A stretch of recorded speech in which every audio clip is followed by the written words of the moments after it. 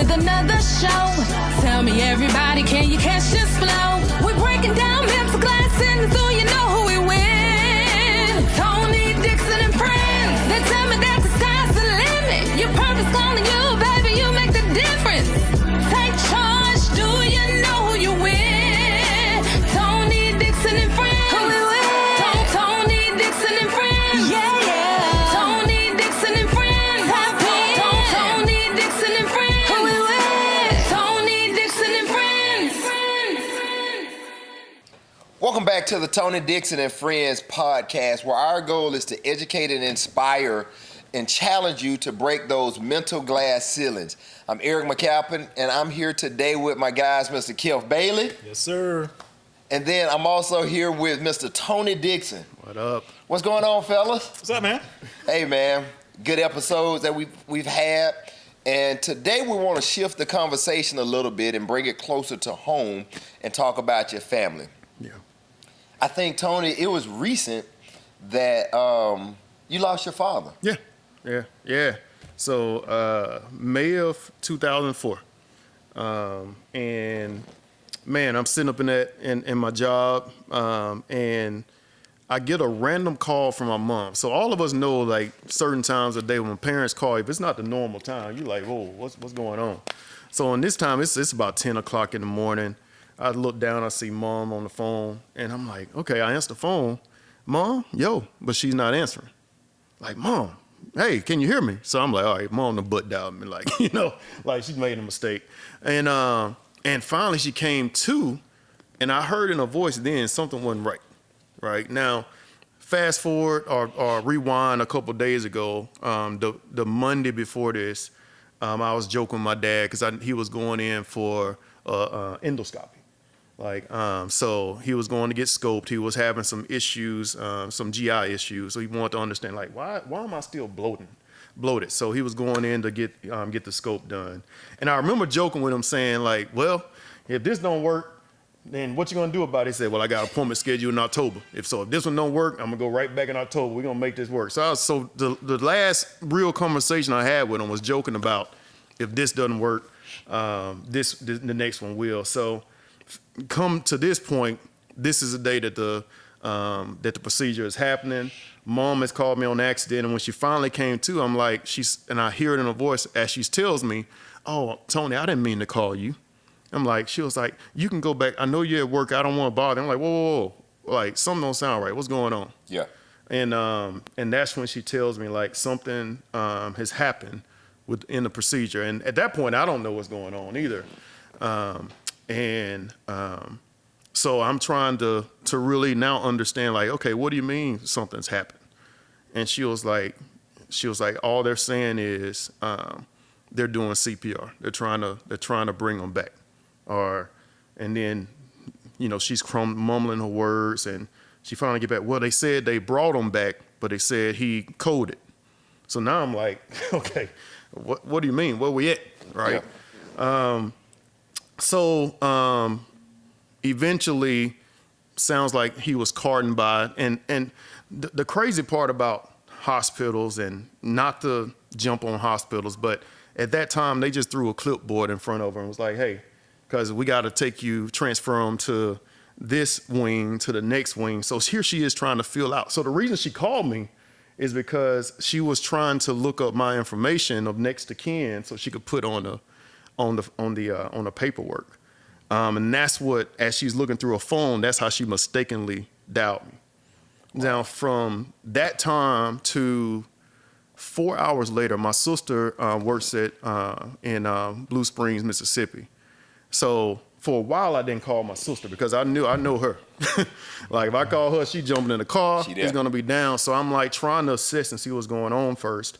And that's when I started realizing, all right, this situation is deeper than I think it is, because the doctors came back in and said, hey, we're about to move into the room.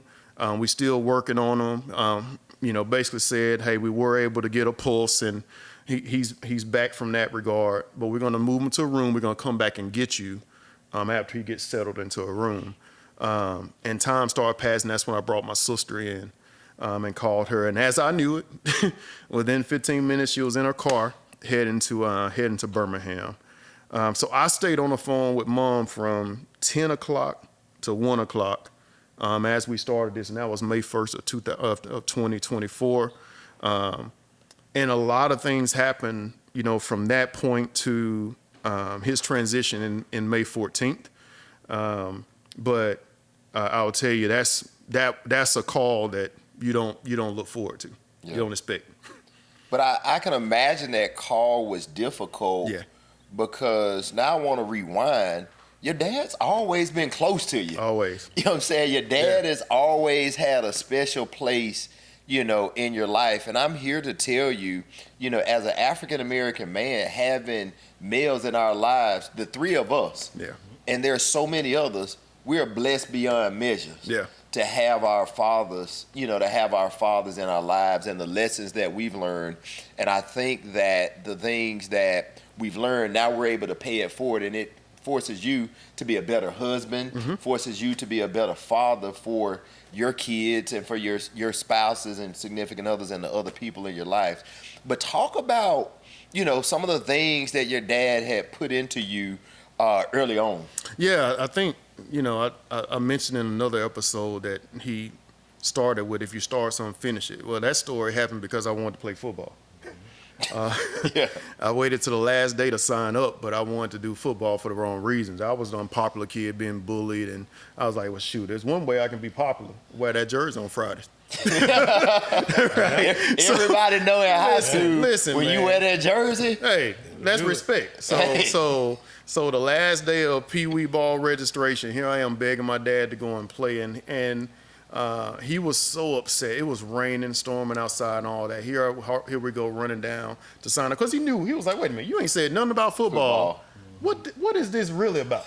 It was, hey, at the end of the day, about them girls, man. Let's be honest, man. Yeah. It was about the girls. And so we get down there, and I'll never forget, as we getting out the car to go to register, he gave me a look that I'll never forget. And he said, you know what?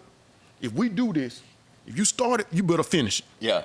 If you start it, you better finish. Now, in my head, I didn't really know what that meant at that time because I didn't know what football was about.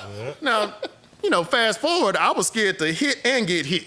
Those are two things that you needed for football. Hold on. How do you play football, but you scared to hit and get hit? Man, that's the whole concept of the game. Bro, I didn't know that. All I know, listen, didn't I tell you what the plan was? Yeah. Jersey on Friday. Yeah. All right. That's what I wanted because that jersey. Man, what?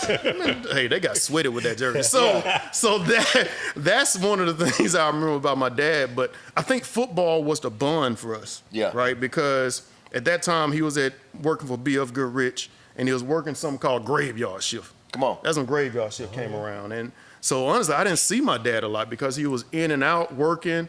My mom had the day job, so she was the steady person. But one thing I remember about my dad, and one thing I can actually say about, the connection with your dad and meeting him at Upper Bound and seeing him being that figure that I was scared of, still am, by the way, just scared of. And even meeting Mr. Bailey, they all had the same essence and their love for family. Yeah. And what football did for me is, whether I was at Alabama or whether I was at Dallas Cowboys, my dad never missed a game. Come on. Zero. Yeah. Never missed a game. So that was away games too. They always found a way. And at that time, he was the athletic club president. So they was doing concession stand on Friday. And then when I went to the pros, they was at University of Alabama doing concession stand there to raise money, and was traveling, whether flight or by car, to the game on Sunday in Dallas. Yeah. Or wherever else to see it. So what I would say about my dad, what he taught me more than anything, is the value of presence. Yeah. Right. So come to 24, that's the first time he's not present. Yeah. Yeah. But you said B.F. Goodrich, and I think that's how, you and Kecalf connected, because you all were roommates at the University of Alabama. Yeah. But before that, it's just funny how things are ordained. Your dad worked at B.F. Goodrich as well, and your dad, Kecalf, was always there with you too. Yeah, so this is probably the boring part of the segment here, because the story is the same, right? Yeah. We got the same daddy. And I don't know if you saw the reaction a second ago when you mentioned the word presence. Yeah. Because that was the word that was running through my head at that time, is the presence of our fathers. I think all three of us, when people look at us, they see our fathers. Yeah. Right? Yeah. And that's because of the presence that they had in our lives and how they stepped up, right? Yeah. My dad was my first football coach. Yeah. Okay. So I played for the West Side Raiders. He was the coach of the 7 and 8-year-old football team. Wow. But I watched football sitting in my dad's lap, and I always wanted to play. And I wanted to play when I was 5. They wouldn't let me play. Yeah. But I convinced them to let me play when I was 6 years old. Now, keep in mind, this is the 7 and 8-year-old football team. But guess what Daddy did? Okay. Now, people might think back to my childhood. I play quarterback. That's what people know me for. All right, Kecalf just gonna run the bootleg around the corner. He's gonna score an 80-yard touchdown. Ask anybody around Tuscaloosa that knew about the West Side Raiders. That's what they think of. But guess what? My first year, you playing safety, boy. You are not about to be the quarterback on this team, or whatever it is. And those are the lessons that we learn from our fathers. You got to earn this, man. You can't just step into a prominent role. If you put in the work and you earn it, here you go. Yeah. But nobody's going to be able to say that you're being put in position because I'm your father. Yeah. What they're going to know is that you earn this position, and that's a lesson that stick with me to this day. Go out and earn it, no matter what. Yeah. But when you talk about presence, right? One of my first lessons that I learned from my dad was a little bit different. He was not my first football coach or anything like that. My dad was a Girl Scout dad. Okay. You know what I'm saying? You think about it. My dad was a Girl Scout dad. Yeah. So, I'm the youngest of 7.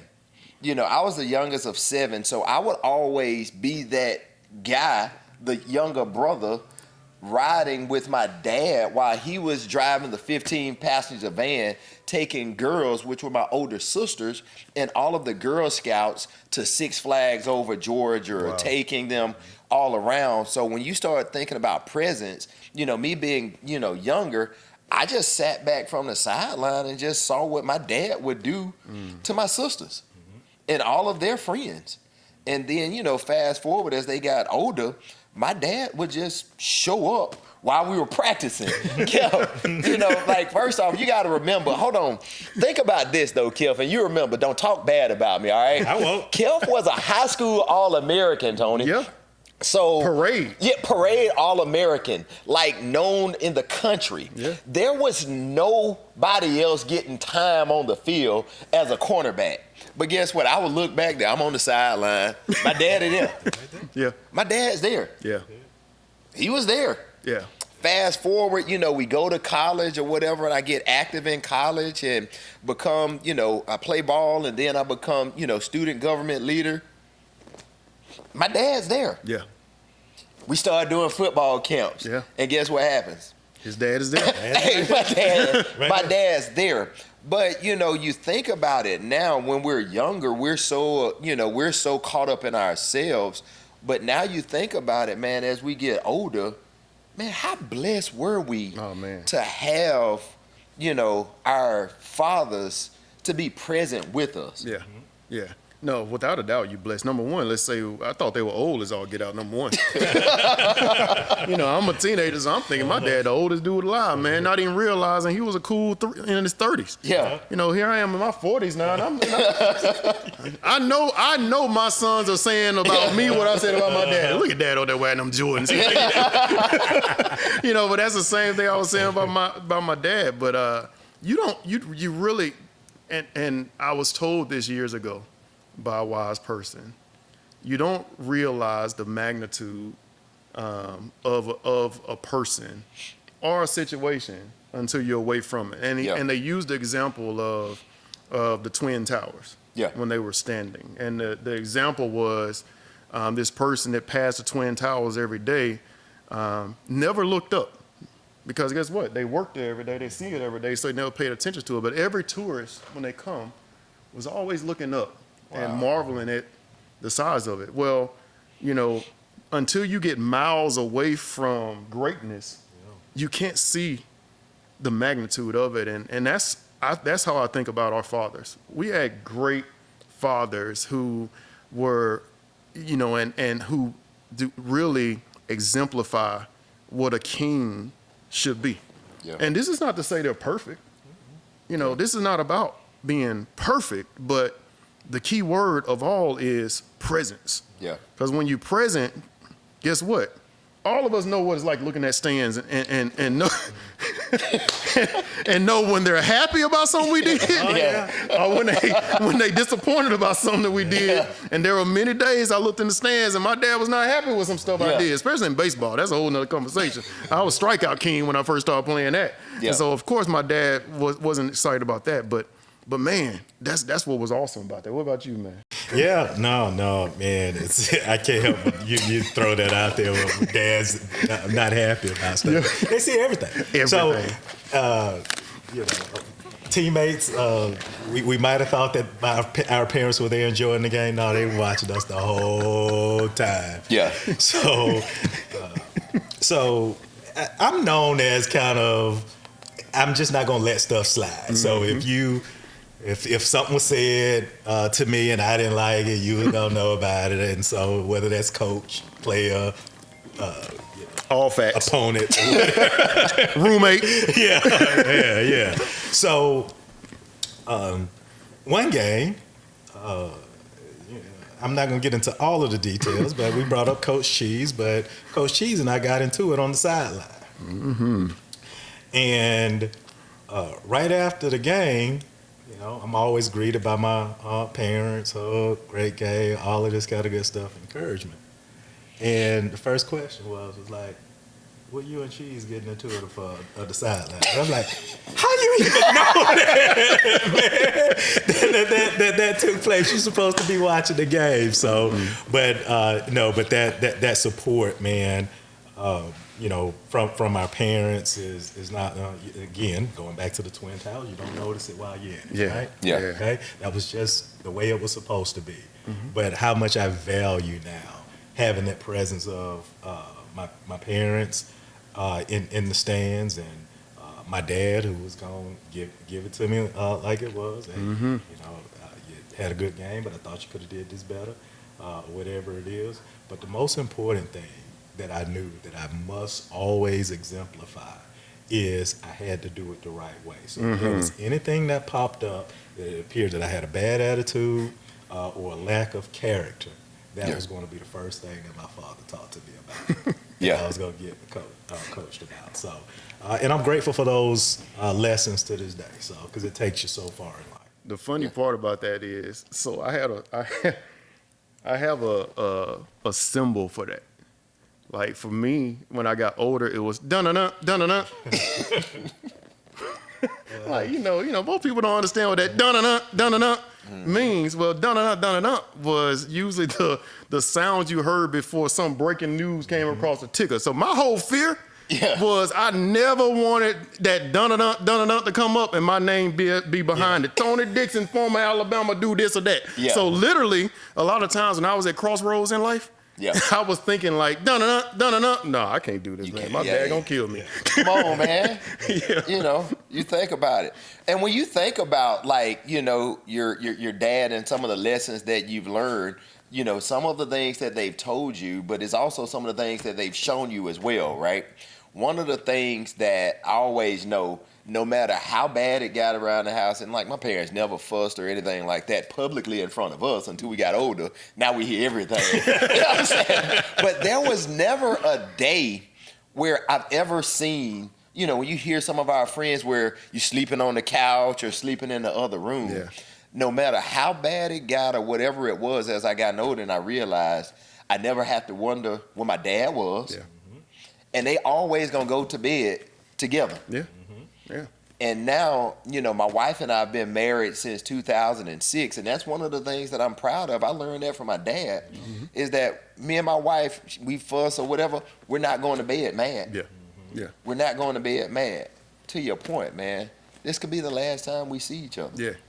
So now, as we got older, there's a regret that, there's a void that's in your life right now. Yeah. And I've seen that with so many other people. But one of the things that I can say me and my sisters and brothers have really come together for is now that my dad is getting older, we want to make sure that we shower him with as much love as possible. Yeah. Because we can never repay our parents from the lessons that they've learned, the tickets that they bought from going to the ball game. How? You know what I'm saying? Like the cost of that. But it's our job to be able to the thing that I live for this day is to just make my daddy smile. Mm-hmm. Yeah. I just want him to be proud of me. Yeah. You think about the situations that we've had going through Upward Bound, and just the things that we get to do today. And they've always been there. I can't pay you enough. Yeah. Yeah. No, all of that is real talk, and I think, and I can tell you, with someone who went through grief, and dealing with that grief, really for the first time, I recognize that all death is not the same. Mm-hmm. And what I've resolved now is that you're gonna grieve a person to the level of love you have for them. And grief is not a destination. Like, in my mind, I thought, okay, I'll be all right after a month, 2 months, 3 months. And I was putting a target on it. Well, the reality of it is, if we're going to say that love is everlasting, right? Love endures all, right? Love is infinite. Then guess what? I'm forever going to grieve my father, because that love doesn't stop just because his time in this life is ended. He's transitioned to eternity, a place, honestly, where I hope we all going. And I think the beauty of it is while my dad wasn't a I love you person when I was growing up, he wasn't that type of person that was always I loving you and all that. But what that did for me was, when I had my boys, who are now 21 and 18, number one, I've always made it a point to be present, right? Always made it a point to support. And I've also made it a point to say I love you. And love on them, right? And what I would tell you, in the last couple years of my dad's life, he had a health scare years before that. And I've now looked back and said, because I've had my own health experience that really started me on the path, and we'll get into that a whole nother day, of part of why we here as well. But back in 2020, I had my health scare, and I should have been out of here, quite candidly, the way I progressed. But I know the conversations I had with God then, right? And like, if you give me another chance, here's what I'm gonna do, right? So I know without a shadow of a doubt, my dad had those same conversations. So how selfish of me, right? And I know everybody deal with things differently, and I know that's controversial, but how selfish of me to not appreciate those final months and years where everybody that talked to my dad during that time frame, everybody noticed a change in him. So I don't know what deal, what covenant he made with God, but what I do know is when he transitioned, I know he was tired. I know he had been dealing with some health issues that he couldn't understand, but I also know he was happy, right? So I look at it from that standpoint, and, found the strength to do, to speak at the funeral. But I spoke about, three things. I talked about the 3 R's. I talked about the importance of relationships. And I looked at the audience and said, I don't know what relationships y'all have with my dad, but obviously it was strong enough for y'all to be here today. And then I talked about reputation, right? Because those relationships are the person that actually rounds out your reputation. Those are the people, when you're not there, speak on your behalf. Yeah. But guess what? Your reputation is nothing if you don't get results. Yeah. So that's what I talked about. And I think, if nothing else, I just want to make sure I'm doing everything to honor that. Yep. And we are. Yeah. And you are. You are. I can attest to that. You touched me when you spoke at your father's funeral. I reached out to you and told you how the 3 R's impacted me. And, that message is a connection to why we're here today too. Right. It caused me to reflect on, how well have I nurtured my relationships. And so we talk about this today. That was a powerful message, though it was given at your father's funeral. It's still having a lasting impact, today. And so when I think about your father, man, it's just that quiet strength, that's there. And so that's going to live on forever, man. And it was very, very touching, rewarding to be able to see you, to be able to step up there with the strength that you did today. No, man. Appreciate you for sharing. Yeah. Thank you, man. Yeah. Appreciate you for sharing. Yeah. Now, y'all stay tuned. Continue to like and subscribe what we're doing. And we hope that through our conversations, we're going to help you all continue to break your mental glass ceilings. This is Eric McCalpine, Kecalf Bailey, and Tony Dixon, the Tony Dixon Friends Podcast.